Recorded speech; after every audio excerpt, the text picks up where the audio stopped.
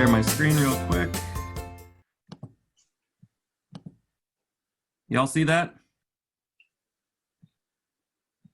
Yeah. Okay. We have lots of drawing with crayons in our house, so it's my crayon version of the Benedictine Life. You've probably already, a lot of you thought about or may have done some reflection on how this model might pertain to our current situation. And I think one of the interesting things is that when Benedict wrote his rule, part of the reason he was doing that was to deal with a plague at that time and a lot of uncertainty in that 6th century and dealing with climate change at the time, the climate, the agricultural decimation, there was a famine, there were invasions constantly, economic and social distress, and that so they were dealing with trying to figure out a way to find meaning in life and a way forward amidst all this chaos. And so very much similar to our situation right now. So I think it makes sense that this Benedictine life model is pertinent to our time together. You'll recall that what this model is about is really about recognizing that God is not somewhere else, that God is with us present, especially now in what we're going through right now. And that God is with us in all these, in each of these processes, that we have to find places of stability, places that we can anchor ourselves as the winds are blowing and we are not sure, there's so much uncertainty, but also with us in this listening process of figuring out where God is present with us and where we're going, and really leaning into, as we are rapidly having to make decisions as leaders into conversion of life, how are we going alongside the work of the Spirit in our communities in this time to really seek our way around this. That God is with us in this reliable pattern. So I'm going to ask Jeremy and Ellen to go ahead. I'm going to unshare this portrait. He has a big head. Jeremy, Ellen, would you tell me how you have felt yourselves within this this model, this pattern? Sure. The model came to mind partly because it was already part of the identity of the parish that I'm serving at the moment. We'd been trying, to not great success, frankly, but we'd been trying to have monastic days where we begin and end with the office, we have some manual labor in and preferably outside the church, study, lunch together, some fun, prayer. And so it was really just a question of naming it and reminding people that it's part of our identity. And where it became really important was, and actually it picks up on a lot of what's already been said this morning already, about helping people put a structure around their day, as well as dealing with the plague outside.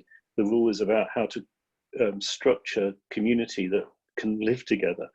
I mean, bits of the rule we might want to, look at, like, sleeping with a dagger. But I mean, so the rule was written to have a stable community that can knock the hard edges off each other whilst also growing more deeply into God's will for us.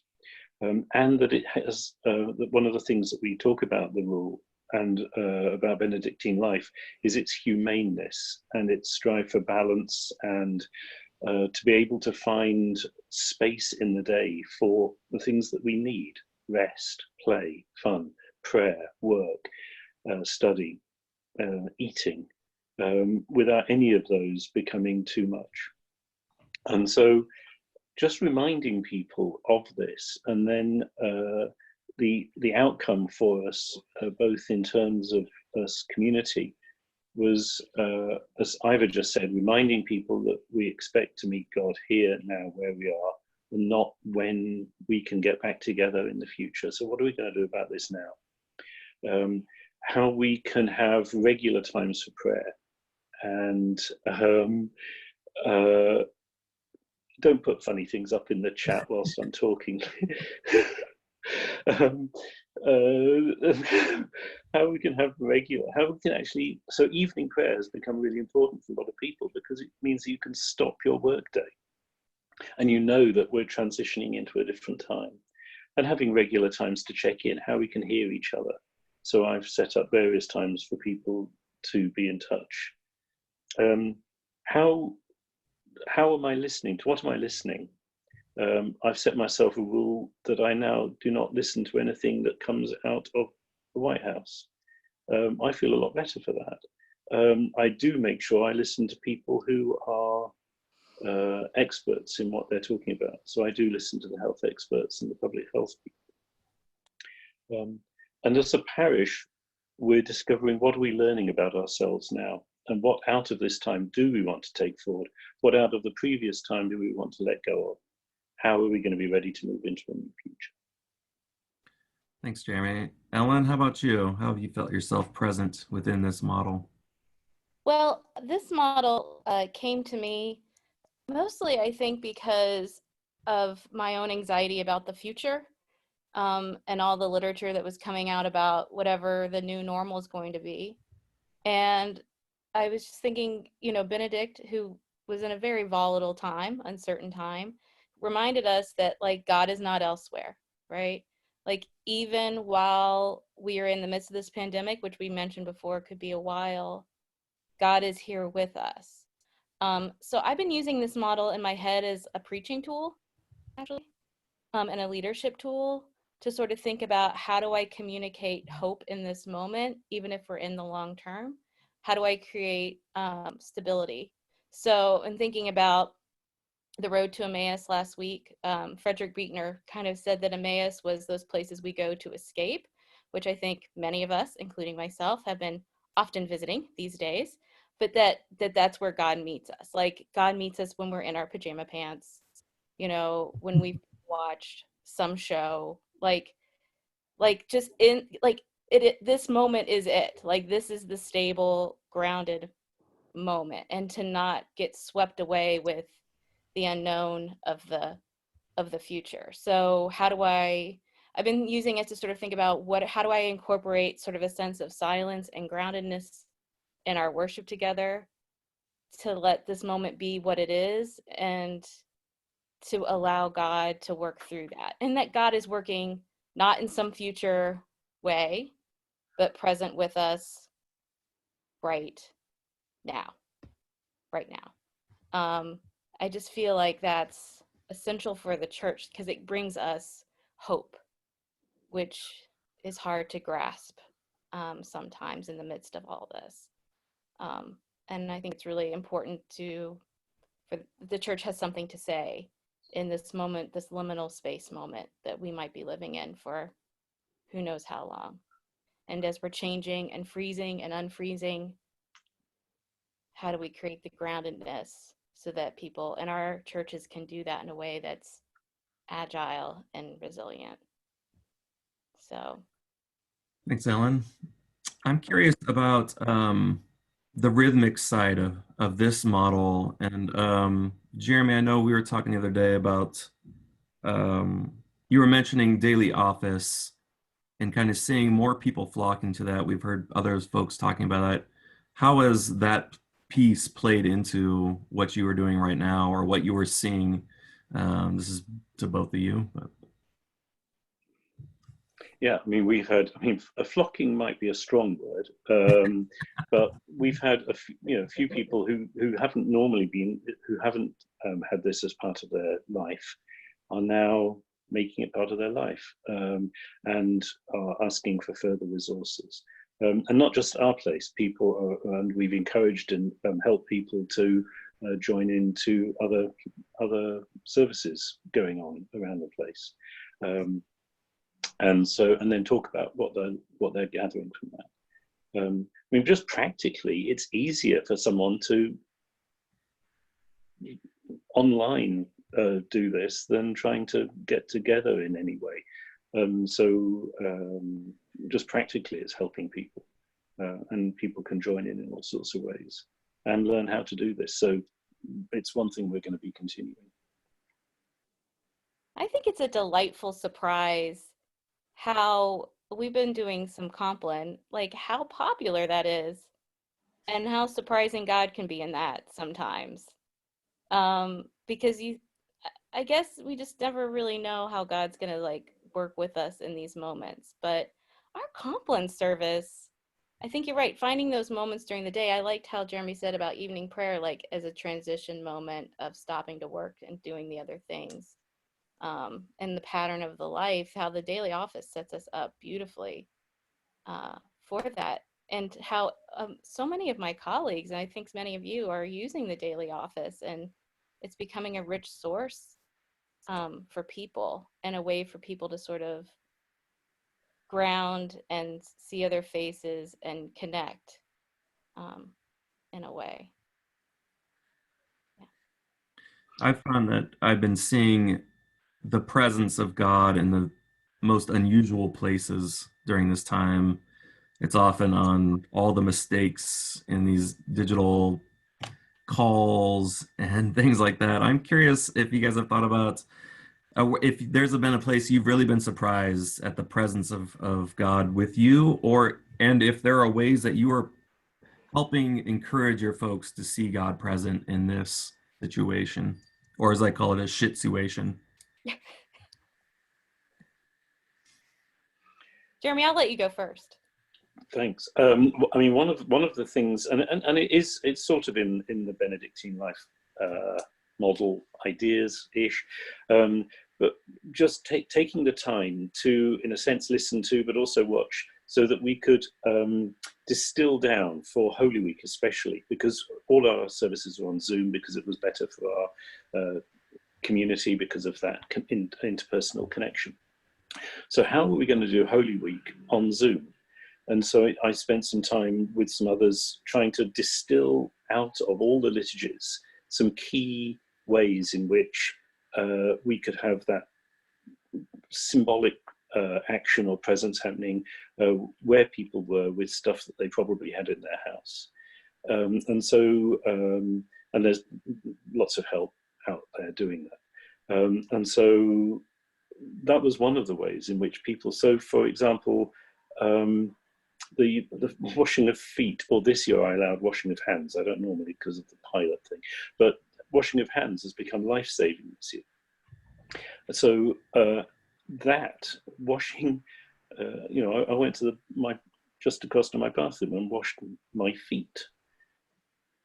That was a surprising revelation of God's presence this year, it has to be said. Taking the time to listen to what's happening and having the time to listen and not rushing to make any decisions at this time. We're beginning to plan what's next, but actually having to take time, because partly we don't know when we're going to be allowed back, if we're going to be allowed back. So we have time, and actually that reminder, although it's painful, is also a reminder that listening can sometimes just mean we have to take the time to do it, and that's also been important for me to remember. I don't really think of myself, I don't experience myself as like a disciplined person. And so for me, it's been about moments of like little touch moments of like stability and grace. Like I had a friend say to me, like, if I was a better person, like my whole house would be organized, I would have lost 20 pounds and my prayer life would have been stellar. And I'm like, that sounds like unreasonable expectations. Because I think for some of us, this is working great and people can really be disciplined with it. And for others, not so much. So for me, I've been sort of encouraging people to find like the touchstone silent moments. So like in our community, like when the church bells ring, that can be a moment where you just stop for whatever you're doing and just be in that moment and sit in that silence and try to listen for whatever. How do we see God in the ordinary and in the everyday? And I think, people have varying levels of what they feel like they can do, and just trying to give people a way to enter into that model that I mean, for my context in particular, in a way that doesn't seem overwhelming. I think that's how we've been living into it. Reflecting more on that gather, transform, send part, especially the send portion of sending people, the family life, work life, social civic life, and church life, I think.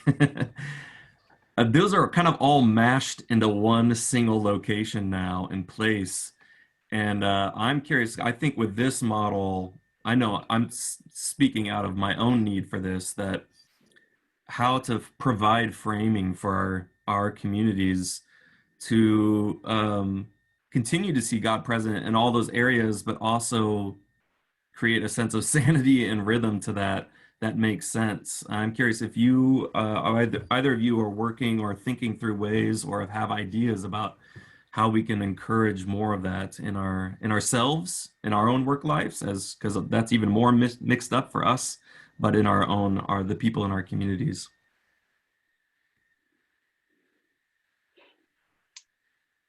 I'll let Helen go first this time. Well, I honestly haven't I haven't gotten there yet, but I haven't yeah, either. I mean, it is all meshed up, and I think that we're in that messiness, and we're going to be in that messiness. How can we let that be okay? And know it's even in the messiness, right? There's groundedness. It's like, how do we help people find the calm in the midst of the chaos? And I mean, of course, intention. And also for people to, I mean, can we frame what we're experiencing? Can we make meaning of what we're experiencing? Like for some, the pandemic could have been like a divine Sabbath time, right? Or it depends on where people are. And I think about how they're living that out. I think in my one-on-one conversations, I do more of that with people than I would do corporately as a leader. That's my take off the top of my head in this moment. For me, it just goes straight back to where I started about the humaneness, about not overloading, about forgiveness. Again, in community, if someone screws up the singing, you just bow your head, everyone goes, but there's forgiveness. So forgiving yourself, letting yourself off some of that, forgive it, and particularly forgiving others. So forgiveness, humaneness, balance, and not getting it right. Thanks, Jeremy. Yeah. I think I'm glad it came back to that, because there's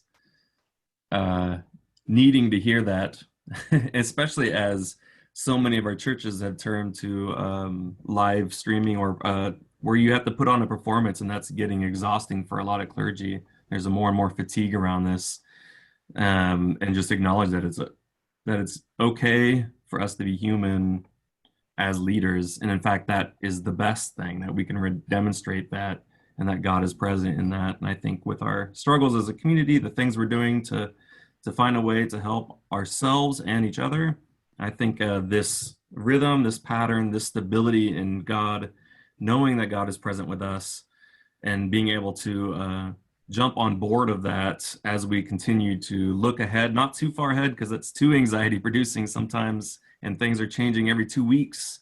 But there is a sense of that there is a movement that we can be a part of in this. And I personally find peace in that within this model.